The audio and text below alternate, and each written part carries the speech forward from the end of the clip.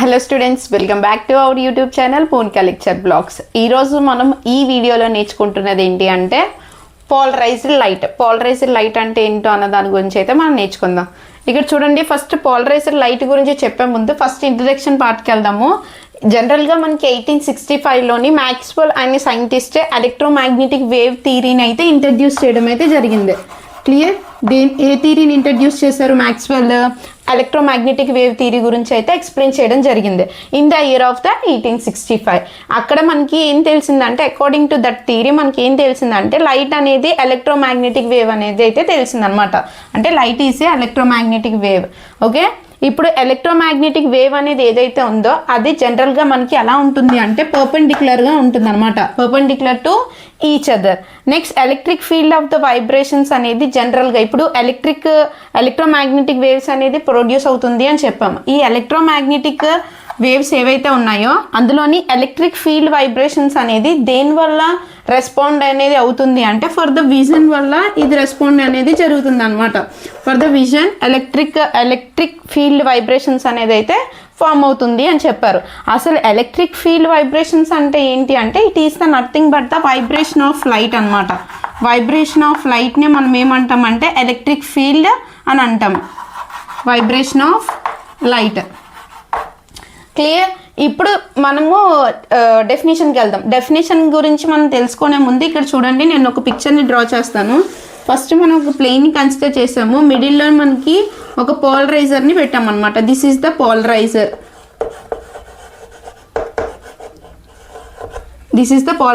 ఇప్పుడు మనం ఏం చేస్తున్నాం అంటే మనం ఏదైతే ప్లేన్ తీసుకున్నామో దీంట్లోని ఎలక్ట్రోమాగ్నెటిక్ వేవ్ అనేది పెట్టాలి.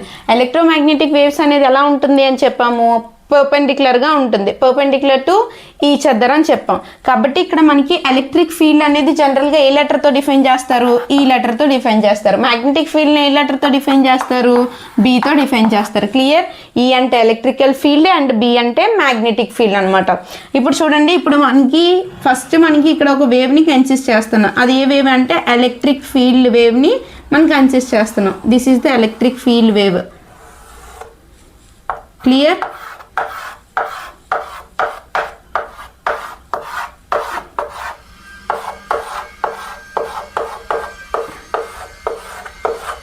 ఇదంతా ఏంటి? ఎలక్ట్రిక్ ఫీల్డ్ వేవ్ అనమాట. ఎలక్ట్రిక్ ఫీల్డ్ వేవ్ అనేది ఇక్కడ డినోట్ చేసాం. ఇప్పుడు మనం ఏం చేయాలి? పర్పెండిక్యులర్గా మనం దేన్ని కూడా డ్రా చేయాలి? మ్యాగ్నెటిక్ ఫీల్డ్ని డ్రా చేయాలి. This is the magnetic field. చూడండి, ఎలక్ట్రిక్ ఫీల్డ్ లైన్స్ ఏవైతే ఉన్నదో అది ఎలక్ట్రికల్ ఫీల్డ్, లైన్స్ ఏవైతే లేవో అదేంటి? Magnetic field. ఇప్పుడు దీని గురించి ఫుల్ డీటెయిల్గా తెలుసుకునే ముందు మనము అన్పోలరైజ్డ్ గురించి అండ్ పోలరైజ్డ్ గురించి తెలుసుకోవాలన్నమాట. Coming in to the unpolarised light. Unpolarised అయినా అనొచ్చు, or else the unpolarised light అయినా అనొచ్చు అనమాట. ఫస్ట్ అన్పోలరైజ్డ్ గురించి మనం నేర్చుకుందాం. అసలు అన్పోలరైజ్డ్ అంటే ఏంటి అంటే ఎప్పుడైతే ఒకటి లేక అంతకన్నా ఎక్కువ వైబ్రేషన్స్ అనేది వచ్చినట్టయితే ఆ లైట్ బీమ్నే మనం ఏమంటాము అంటే అన్పోలరైజ్డ్ లైట్ అని అంటారు. క్లియర్?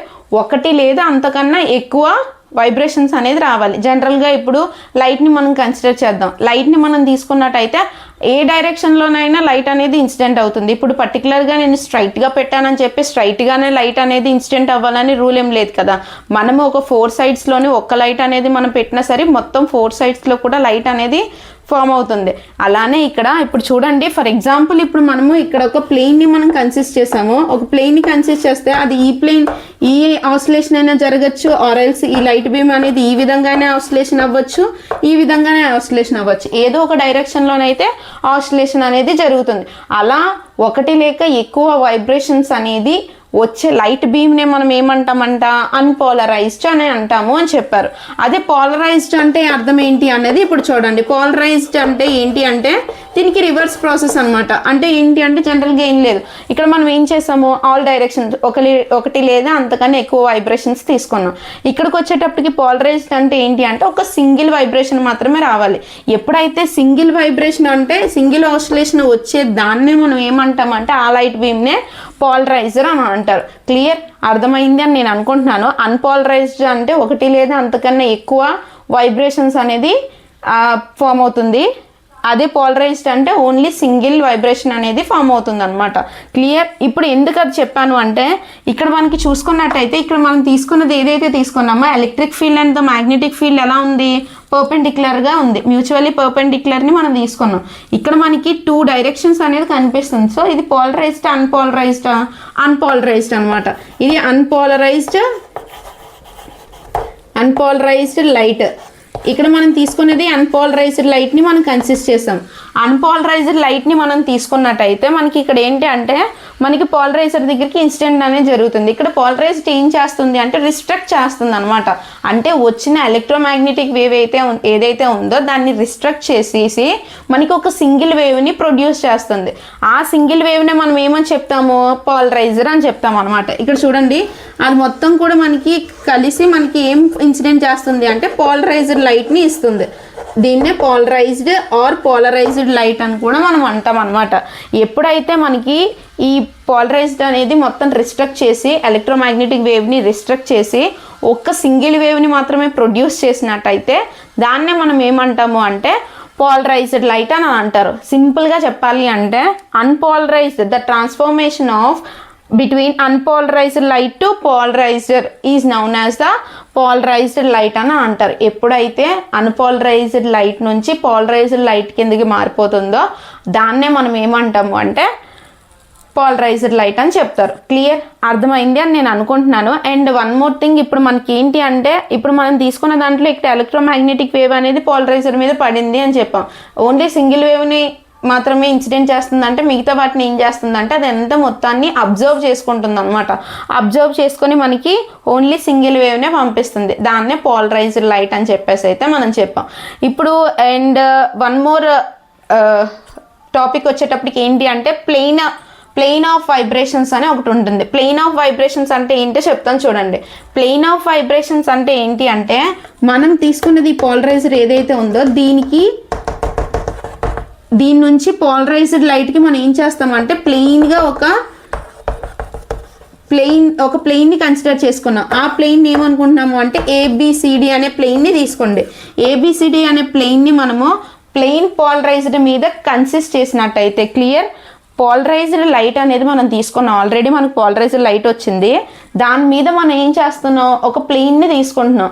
ఎటువంటి ప్లెయిన్, ఏబిసిడి అనే ప్లెయిన్ని ఎప్పుడైతే మనం దాని మీద ప్లేస్ చేస్తామో దాన్నే మనం ఏమంటాము అంటే ప్లెయిన్ ఆఫ్ వైబ్రేషన్స్ అని అంటాము అన్నమాట. దాన్నే plain of vibrations. Clear? Plain of vibrations అంటే ఏమని చెప్పానమ్మా, మనం తీసుకున్న పోలరైజ్డ్ లైట్ మీద ఏబిసిడి అనే ఒక ప్లెయిన్ని కన్సిస్ట్ చేస్తున్నాం. ఎప్పుడైతే మనం ఆ ప్లెయిన్ని కన్సిస్ట్ చేస్తామో పోలరైజ్డ్ లైట్ మీద దాన్నే మనం ఏమంటామంటే ప్లెయిన్ ఆఫ్ వైబ్రేషన్స్ అని అంటారు. క్లియర్?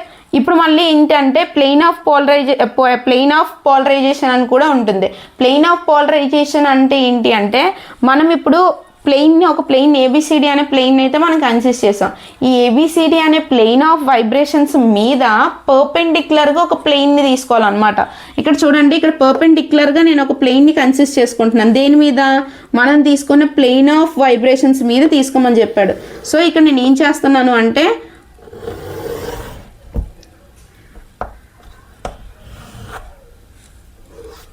పర్పెండిక్యులర్గా మనం ఏం కన్సిస్ట్ చేస్తున్నాం, ఇక్కడ ఒక ప్లెయిన్ని కన్సిస్ట్ చేస్తాం. అది ఎటువంటి ప్లెయిన్ అంటే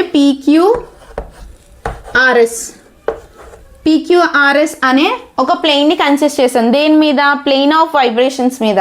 ఎప్పుడైతే ప్లెయిన్ ఆఫ్ వైబ్రేషన్స్ మీద పర్పెండిక్యులర్గా మనము PQRS అనే ప్లెయిన్ని కన్సిస్ట్ చేస్తామో దాన్నే మనం ఏమంటామంటే ప్లెయిన్ ఆఫ్ పోలరైజేషన్ అని అంటారు అనమాట. క్లియర్? నోట్స్ ప్రెజెంటేషన్ అనేది ఎగ్జామ్లో ఎలా రాయాలి అనేది అయితే ఇప్పుడు నేను చెప్పబోతున్నాను. Of light in 1865 Maxwell proposed electromagnetic wave energy. 1865లోని మ్యాక్స్వెల్ అనే సైంటిస్ట్ మనకి ఎలక్ట్రోమాగ్నెటిక్ వేవ్ ఎనర్జీ గురించి అయితే ఎక్స్ప్లెయిన్ చేయడం జరిగింది. ఇప్పుడు మనకి according to this theory light is an electromagnetic wave. Light అనేది ఈ థియరీ పరంగా చూసుకున్నట్టయితే లైట్ అనేది ఒక ఎలక్ట్రోమాగ్నెటిక్ వేవ్ అనమాట. The electric and the magnetic vibrations of a light wave occurs the perpendicular to each other. ఇప్పుడు ఎలక్ట్రోమాగ్నెటిక్ వేవ్ అనేది light అని చెప్పాం కదా. ఎలక్ట్రిక్ అండ్ మ్యాగ్నెటిక్ వైబ్రేషన్స్ అనేది లైట్ వేవ్స్లో ఎలా ఉంటుంది అంటే పర్పెండిక్యులర్గా ఉంటాయి అన్నమాట. Vibrations of the light means the electric field vibrations. Light యొక్క వైబ్రేషన్స్ని మనం ఎలక్ట్రిక్ ఫీల్డ్ వైబ్రేషన్స్ అని అంటాం అనమాట. ఎలక్ట్రిక్ ఫీల్డ్ వైబ్రేషన్స్ అనేది జనరల్గా దేనివల్ల రెస్పాండ్ అవుతుంది అంటే బికాస్ ఆఫ్ ద విజన్. అదే ఉంటో చూడండి, electric field vibrations are responsible for the vision. When one plane occupied by an electric field E and other plane is occupied by the magnetic field B. Electric ఫీల్డ్ని ఏ లెటర్తో define చేస్తారు? E. And magnetic ఫీల్డ్ని ఏ లెటర్తో define చేస్తారు? Bతో define చేస్తారు అనమాట. ఇప్పుడు మనకి electric field అనేది ఒక పార్ట్లోని మనకి ప్లేస్ అనేది ఆక్యుపై చేస్తే సెకండ్ ప్లేస్లో మనకి ఏం ఆక్యుపై చేస్తుందంట? మ్యాగ్నెటిక్ ఫీల్డ్ అనేది ఆక్యుపై చేస్తుంది అని చెప్పారు. అది డయాగ్రామ్ రిప్రజెంటేషన్లో చూడండి. ఇక్కడ ఫస్ట్ మనకి పైన ఎలక్ట్రిక్ ఫీల్డ్ అనేది ఆక్యుపై చేస్తే కిందన మనకి ఏ ఫీల్డ్ ఆక్యుపై చేసింది? మ్యాగ్నెటిక్ ఫీల్డ్ అనేది ఆక్యుపేషన్ అనేది చేసింది. It is mutually perpendicular to each other. ఆ రెండు కూడా మ్యూచువల్ పర్పెండిక్యులర్లో ఉన్నాయి. The process by which the oscillations of the electric field vectors within an electromagnetic wave beam restricted to a single plane is called the polarizing of light. Polarizing of light అంటే మీకు రెండు definitions ఉంటాయి, అందులోని ఏదో ఒకటి మీ ఇష్టం ఏదైనా రాయొచ్చు. ఫస్ట్ దాంట్లో ఏం చెప్పారంటే పోలరైజింగ్ అనేది మనకి ఏం చేస్తుంది అంటే రిస్ట్రక్ట్ చేస్తుంది అనమాట. ఎలక్ట్రోమాగ్నెటిక్ వేవ్ని రిస్ట్రక్ట్ చేసి అన్పోలరైజ్డ్లో ఉన్నదాన్ని పోలరైజ్డ్ కిందకి అంటే సింగిల్ ప్లేన్ కిందకి మారుస్తుంది. ఇలా సింగిల్ ప్లేన్ కింద మార్చేదాన్ని మనము పోలరైజేషన్ ఆఫ్ లైట్ అని అంటారు.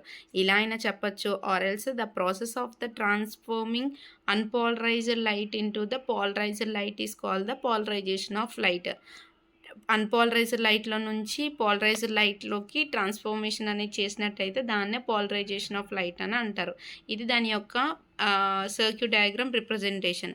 ఇక్కడ చూడండి, పైన అంతా ఎలక్ట్రిక్ ఫీల్డ్ ఉంటే కిందన మ్యాగ్నెటిక్ ఫీల్డ్ ఉంది. ఆ రెండు కూడా ఎలాగ ఉన్నాయి? మ్యూచువల్లీ పర్పెండిక్యులర్గా ఉంది. మధ్యలో మనం ఏం ప్లేస్ చేసాం? పోలరైజ్డ్ని ప్లేస్ చేసాం. ప్లేస్ చేయడం వల్ల ఇది రిస్ట్రక్ట్ అనేది చేసి అన్పోలరైజ్డ్లో ఉన్నదాన్ని ఎలా మార్చింది? పోలరైజ్డ్ లైట్ కిందకి కన్సిస్ట్ చేస్తుంది అనమాట. A light beam which the vibrations in the more than one plane is called the unpolarisation. ఒకటి కన్నా ఎక్కువ వైబ్రేషన్స్ అనేది వచ్చే లైట్ బీమ్నే మనం ఏమంటాము? అన్పోలరైజేషన్ అని అంటారు. Like bulb, candle flame, lamp అని తీసుకోవచ్చు అనమాట. ఒకవేళ మనం తీసుకున్న ప్లేన్ అనేది ఓన్లీ వన్ ప్లేన్ ఆఫ్ వైబ్రేషన్స్ని మాత్రమే ఇస్తే దాన్ని అటువంటి లైట్ బీమ్నే మనం వైబ్రేషన్స్ అని అంటారు. The plane ABCD here that the contains the vibrations of the plane polarized light is called the plane of vibrations. చూడండి అమ్మా, ఇక్కడ ABCD అనేది నేను డిఫైన్ చేశాను. ఈ ABCD అనేది ఏదైతే ఉందో దాన్నే మనము ప్లేన్ ఆఫ్ పోలరైజింగ్ లైట్ అంటారు అనమాట. పోలరైజేషన్ మీద మనము ప్లెయిన్ పోలరైజ్డ్ లైట్ని మనం కన్సిస్ట్ చేసినట్టయితే దాన్నే ప్లేన్ ఆఫ్ వైబ్రేషన్స్ అని అంటారు. ఒకవేళ మీరు పర్పెండిక్యులర్గా మీరు అనేది ప్లేస్ చేసినట్టయితే అంటే PQRS అనేదాన్ని ఆ ప్లెయిన్ పోలరైజ్డ్ ఆఫ్ వైబ్రేషన్స్ మీద మనం ప్లేస్ చేసినట్టయితే దాన్ని ప్లేన్ ఆఫ్ పోలరైజేషన్ అని అంటారు. If the I0 is the intensity of the unpolarised light, then the intensity of the polarized light is given by the I is equal to I0/2. ఒకవేళ మనము unpolarised ఇంటెన్సిటీని I0 అని అనుకుంటే light intensity యొక్క polarisation ఏమవుతుంది అంటే I is equal to I0/2 అనేది అవుతుందన్నమాట. ఈ ఫుల్ వీడియో మీకు చూసిన తర్వాత మీకు కానీ నచ్చినట్టయితే లైక్ చేయండి, షేర్ చేయండి అండ్ సబ్స్క్రైబ్ చేయండి.